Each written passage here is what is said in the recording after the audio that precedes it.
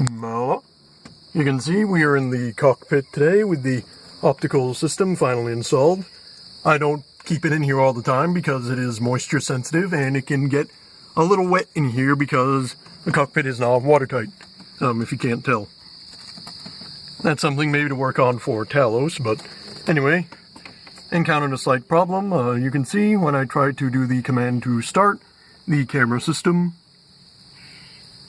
it cannot detect the camera. And there's probably a very good reason for that. And let's go check out the camera to see exactly why.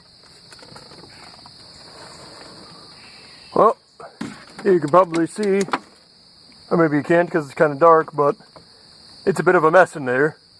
Because at one point a bird tried to make a nest.